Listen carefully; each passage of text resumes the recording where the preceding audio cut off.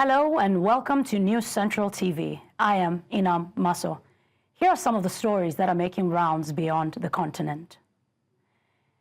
We begin the news in Europe, where the European Union leaders have firmly stated that Ukrainians must have the freedom to decide their own future, ahead of the upcoming summit between the US President Donald Trump and Russian President Vladimir Putin. In a joint declaration signed by 26 of the 27 member states, the EU stressed that any peace deal must respect international law, Ukraine's independence, sovereignty, and territorial integrity. They emphasized that borders cannot be changed by force and that the path to peace cannot be determined without Ukraine's direct involvement. The statement reflects concerns over Trump's suggestion of land swaps between Russia and Ukraine, which Kyiv and European capitals strongly oppose. Now, much of Europe is sweltering under intense heat today, with parts of the UK also feeling the impact. From record-breaking temperatures in France to deadly wildfires in Spain and Italy, red alerts have been issued across multiple countries as forecasters warn the extreme conditions could last for days. Our senior international correspondent, Afia Hagen, is seeking out some shade in London.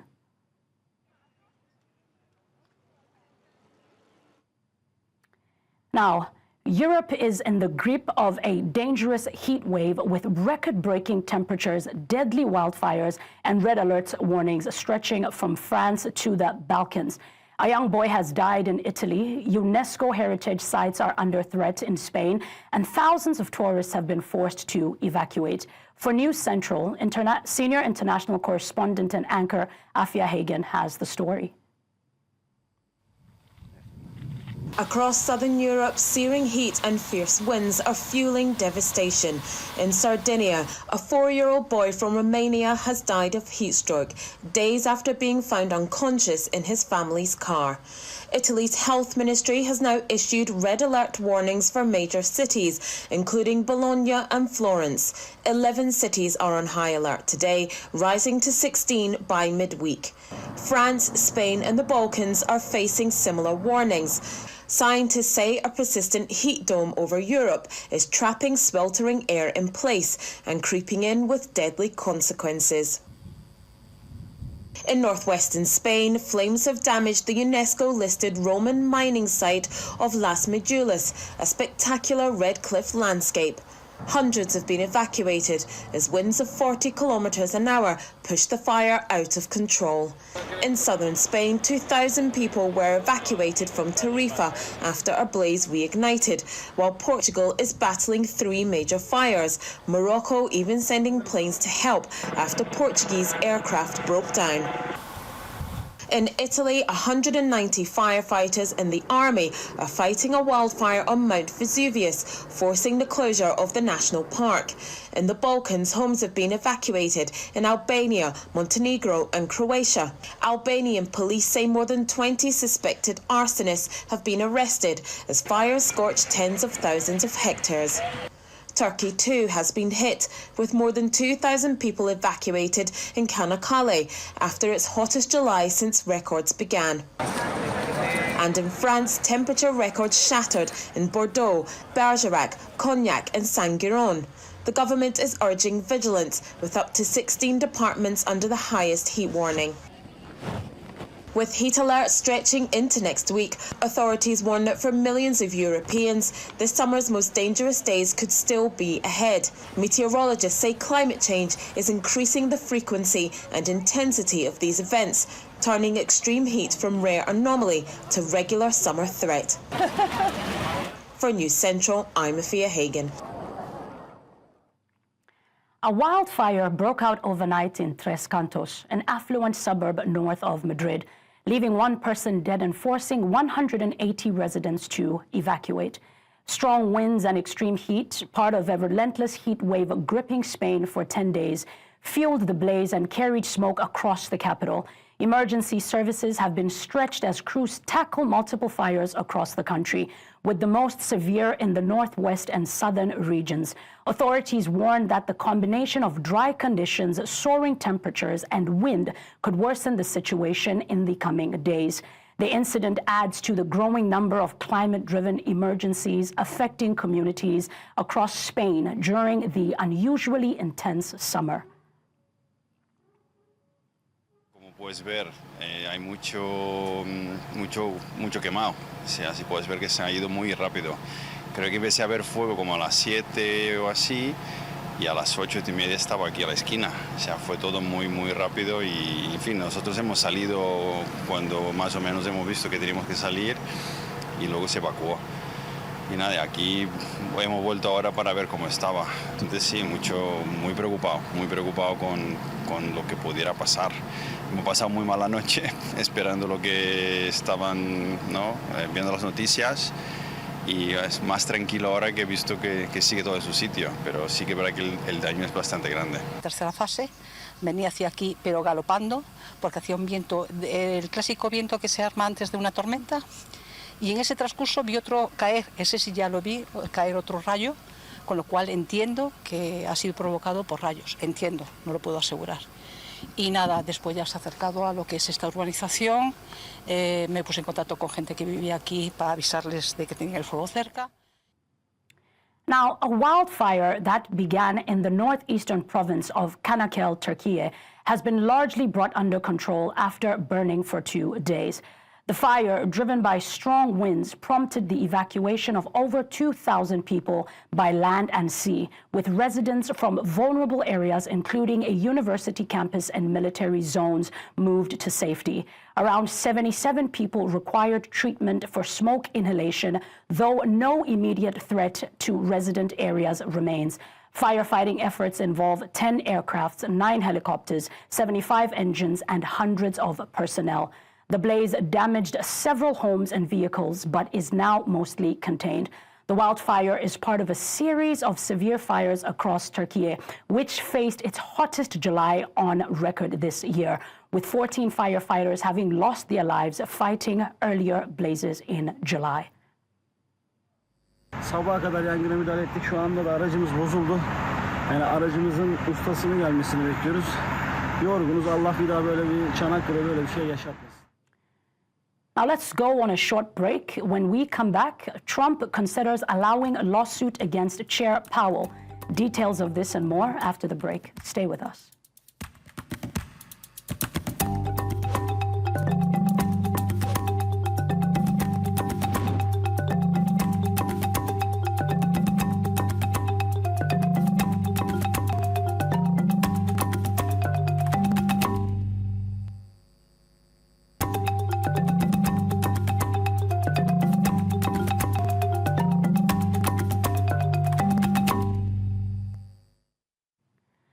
You're back with us, where Donald Trump has deployed 800 National Guard troops to Washington, D.C., declaring a public safety emergency.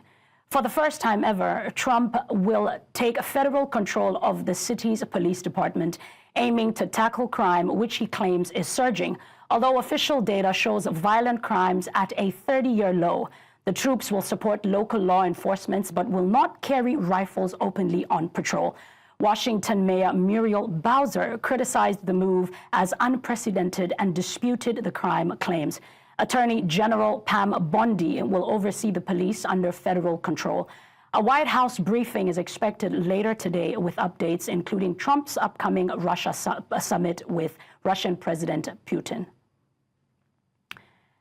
Now, in North America, President Donald Trump has announced he is considering allowing a significant lawsuit against Federal Reserve Chairman Jerome Powell to proceed, accusing him of doing a horrible and grossly incompetent job managing the renovations of the Fed headquarters. Trump claims the renovations cost $3.1 billion for work that should have cost $50 million. Though Powell disputes this figure, saying Trump's numbers includes an unrelated earlier project. Alongside this, Trump criticized Powell for being too late in managing interest rates and urged him to lower rates immediately following stable inflation data.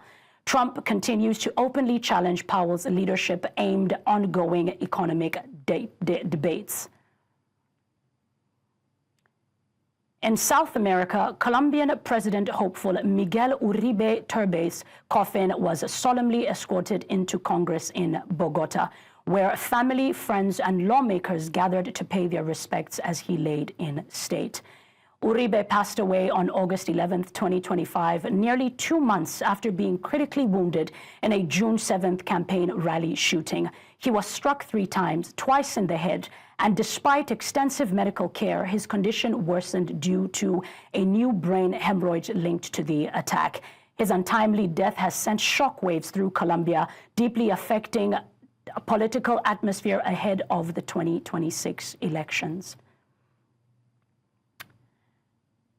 Meanwhile, President Arevalo has extended his condolences to the family of Colombia's presidential hopeful Uribe Turbe, honoring the senator's commitment to Colombia's future. Investigations continue into the attack, with several arrests made, including the alleged mastermind behind the shooting. The motive remains unclear, but the assassination has deeply shaken Colombia, invoking painful memories of the country's history of political violence. Colombian leaders and the international community have condemned the attack, emphasizing the urgent need for peace and security as the nation approaches its 2026 elections. La violencia política no debe tener lugar en nuestros países, en nuestras sociedades, en América Latina. Tenemos que unir esfuerzos entre todos los países para erradicar este flagelo que limita la libertad y los derechos de todas las personas.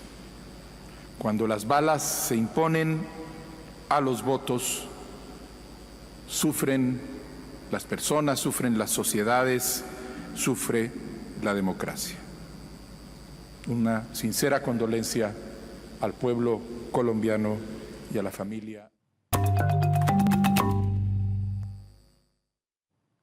You're back with us. Still in the region, Bolivian presidential candidate Manfred Reyes Villa held a rally in La Paz on Tuesday as the country approached its general elections on August 17, 2025.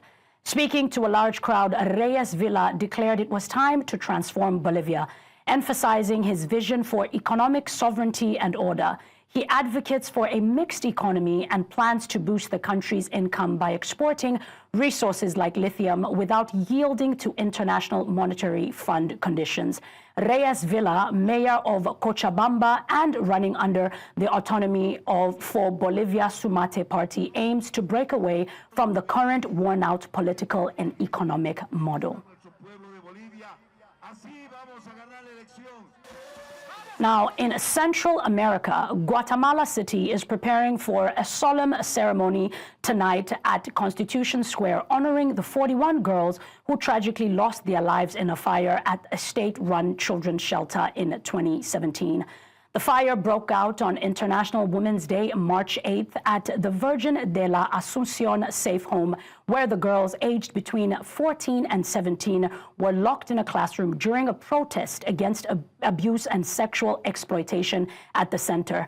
Activist Rosa Galador calls this tragedy a femicidal act, emphasizing that such horror must never be allowed to happen again. Tuesday's ceremony comes on the eve of sentencing for 7 former officials accused of negligence and wrongdoing, leading to the death of these young victims. Las expectativas es de que se cumpla una justicia digna a favor de las víctimas, a favor de las madres que exigen justicia, y están presentes estos más de 8 años a las madres también que están exiliadas y a las que ya no están en este plano terrenal. Entonces esperamos que sean. The United Nations Secretary Council on Tuesday convened to address growing concerns over maritime security in the Panama Canal, a critical international waterway. Panama's President José Raúl Mulino stressed that the Council's mission extends beyond curbing criminal and terrorist activities. It is also about safeguarding peace among nations. Meanwhile, the United States voice, represented by Dorothy Shea, underscores Washington's worry about China's expanding influence over the canal. Now, in the Middle East, the World Health Organization, represented by Rick Peppercorn, is in the Palestinian territories, has called on Israel to allow the stockpiling of essential medical supplies in Gaza ahead of any attempt to seize full control of Palestinian territory. The World Health Organization stressed the urgent need for hospitals in Gaza to be stocked with critical medicine and consumables to continue life-saving treatments, as the healthcare system is on the brink of collapse. Over the past month, the World Health Organization has sent multiple convoys of medical supplies and supported evacuations of critical patients, but warns that the hospital situation remains catastrophic, with overwhelming shortage and damaged facilities.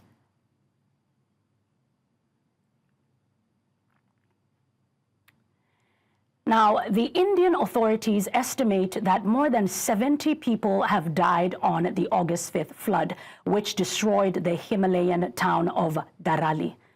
At least 68 remain missing after a deadly wall of icy water and debris swept through the area. Rescue teams are using sniffer dogs and ground-penetrating radar to search for bodies beneath the layers of the mud and rubble. While the cause is still under investigation, scientists believe intense rainfall and melting glacial debris triggered the event. Experts warn the disaster underscores the increasing risk posed by climate change. And that's all at this hour. But remember that you may send your eyewitness reports to the WhatsApp number on the screen. Do follow us on social media. We are at News Central TV. You can also watch News Central live on DSTV channel 422, Go channel 23, Star channel 274. You can download the AVO TV app, and you can always watch us on YouTube. Many thanks for watching. I am Inam Maso.